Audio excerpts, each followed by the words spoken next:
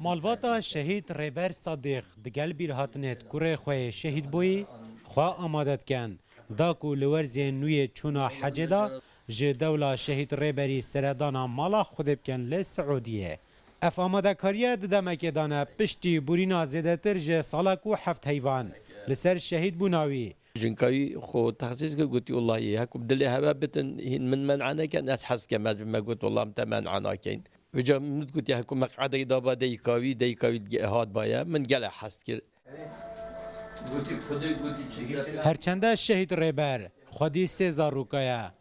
گوه که زاروکنوی جیوی 6 ساله و فالنجیا مشکی هیا ده همان دم دا دگل دروز بونا شره چک دارن داش دگل فرمانده وحید کوفلی دبه پیشمرگو لدازده نها 2014 جی لتلسقف شهید کوید افري بازار سر شهيد بوي اف برافانياش ناميس وشرف وكرامته همي ملت كرد كري ياش مفا وكي قلق ملاشد بجن كو قلق احتمال خيراوي شو حجشي مصدر بيت وگریانا ناو شهید ریبر دگل 891 هاونشتیمانین پرزگاه دوهوکی جبوب جه اینانا ارک حجه ده سال 2016 دایه براستی جداخل وقتی ما تیرو پشکات یکیشان ما ناوک دید شوان کو ریبر صدیق یه شهید بوی و ام شیاین کو ام مقعده کی بو دانین بابوی دانین جهوی مقعده کی بو خزانوی جیب ترخان کن پشتی 6 سالا جنو ناو شهید ریبر درکز جبو حجه ده همان دمدال باشور کردستانه هند هاونشتیمانه هنه